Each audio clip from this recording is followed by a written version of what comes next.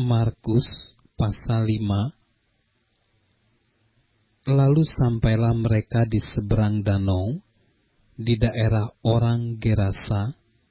Baru saja Yesus turun dari perahu, datanglah seorang yang kerasukan roh jahat dari pekuburan menemui dia.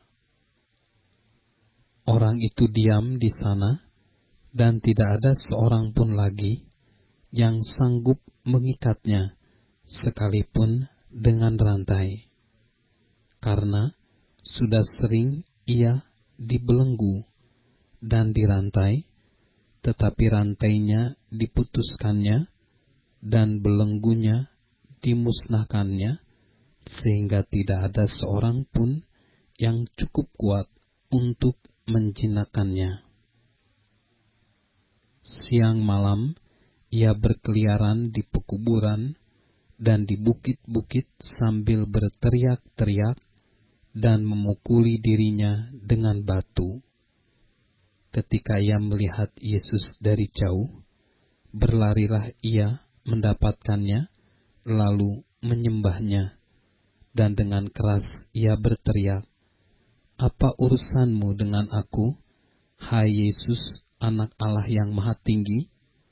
Demi Allah, jangan siksa aku."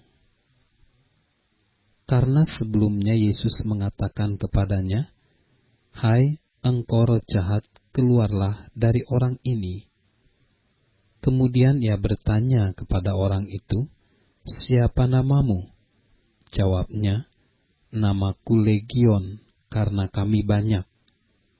Ia memohon dengan sangat supaya Yesus jangan mengusir roh-roh itu keluar dari daerah itu. Adalah di sana, di lereng bukit, sejumlah besar babi sedang mencari makan. Lalu, roh-roh itu meminta kepadanya, katanya, "Suruhlah kami pindah ke dalam babi-babi itu, biarkanlah kami memasukinya." Yesus mengabulkan permintaan mereka, lalu keluarlah roh-roh jahat itu dan memasuki babi-babi itu. Kawanan babi yang kira-kira 2.000 jumlahnya itu terjun dari tepi jurang ke dalam danau dan mati lemas di dalamnya. Maka larilah penjaga-penjaga babi itu dan menceritakan hal itu di kota dan di kampung-kampung sekitarnya. Lalu keluarlah orang untuk melihat apa yang terjadi. Mereka datang kepada Yesus dan melihat orang yang kerasukan itu duduk, sudah berpakaian dan sudah waras, orang yang tadinya kerasukan legion itu. Maka takutlah mereka. Orang-orang yang telah melihat sendiri hal itu menceritakan kepada mereka tentang apa yang telah terjadi atas orang yang kerasukan setan itu dan tentang babi-babi itu. Lalu mereka mendesak Yesus supaya ia meninggalkan daerah mereka.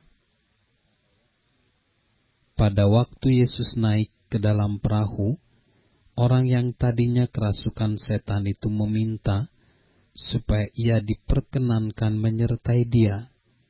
Yesus tidak memperkenankannya, tetapi ia berkata kepada orang itu, "Pulanglah ke rumahmu, kepada orang-orang sekampungmu, dan beritahukanlah kepada mereka segala sesuatu yang telah diperbuat oleh Tuhan atasmu, dan bagaimana ia telah mengasihani engkau."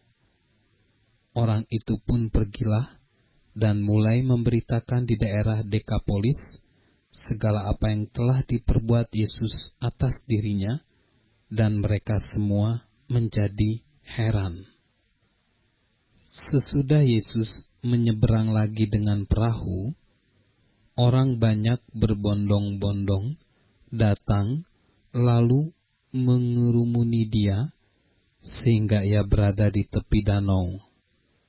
Datanglah seorang kepala rumah ibadat yang bernama Yairus.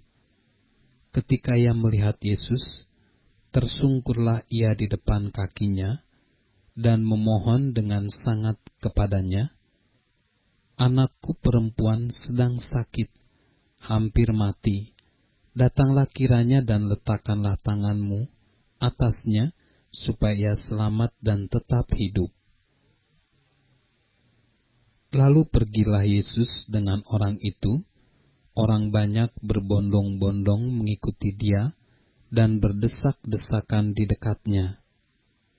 Adalah di situ seorang perempuan yang sudah 12 tahun lamanya menderita pendarahan. Ia telah berulang-ulang diobati oleh berbagai tabib, sehingga telah dihabiskannya semua yang ada padanya. Namun, sama sekali tidak ada faedahnya, malah sebaliknya, keadaannya makin memburuk. Dia sudah mendengar berita-berita tentang Yesus. Maka di tengah-tengah orang banyak itu, ia mendekati Yesus dari belakang dan menjamah jubahnya, sebab katanya, "Asal ku jamah saja jubahnya, aku akan sembuh." Seketika itu juga berhentilah pendarahannya, dan ia merasa bahwa badannya sudah sembuh dari penyakitnya. Pada ketika itu juga Yesus mengetahui bahwa ada tenaga yang keluar dari dirinya, lalu ia berpaling di tengah orang banyak dan bertanya, "Siapa yang menjamah jubahku?" Murid-muridnya menjawab, "Engkau melihat bagaimana orang-orang ini berdesak-desakan dekatmu, dan engkau bertanya, 'Siapa yang menjamah aku?'" Lalu ia memandang sekelilingnya untuk melihat siapa yang telah melakukan hal itu. Perempuan itu yang menjadi takut dan gemetar ketika mengetahui apa yang telah terjadi atas dirinya, tampil dan tersungkur di depan Yesus, dan dengan tulus memberitahukan segala sesuatu kepadanya. Maka katanya kepada perempuan itu, "Hai anakku, imanmu telah menyelamatkan engkau. Pergilah dengan selamat dan sembuhlah dari penyakitmu." Ketika Yesus masih berbicara, datanglah orang dari keluarga kepala rumah ibadat itu dan berkata, "Anakmu sudah mati. Apa perlunya lagi engkau menyusah-nyusahkan guru?" Tetapi Yesus tidak menghiraukan perkataan mereka dan berkata kepada kepala rumah ibadat, "Jangan takut, percaya saja." Lalu Yesus tidak memperbolehkan seorang pun ikut serta, kecuali Petrus, Yakobus, dan Yohanes saudara Yakobus. Mereka tiba di rumah kepala rumah ibadat, dan di sana dilihatnya orang-orang ribut, menangis dan meratap dengan suara nyaring. Sesudah ia masuk, ia berkata kepada orang-orang itu, "Mengapa kamu ribut dan menangis? Anak ini tidak mati tetapi tidur," tetapi mereka menertawakan dia. Maka diusirnya semua orang itu, lalu dibawanya ayah dan ibu anak itu, dan mereka yang bersama-sama dengan dia masuk ke kamar anak itu. Lalu dipegangnya tangan anak itu, katanya, "Talita kum," yang berarti, "Hai anak, aku berkata kepadamu, bangunlah." Seketika itu juga anak itu bangkit berdiri dan berjalan, sebab umurnya sudah 12 tahun. Semua orang yang hadir sangat takjub. Dengan sangat ia berpesan kepada mereka, supaya jangan seorang pun mengetahui hal itu. Lalu ia menyuruh mereka memberi anak itu makan.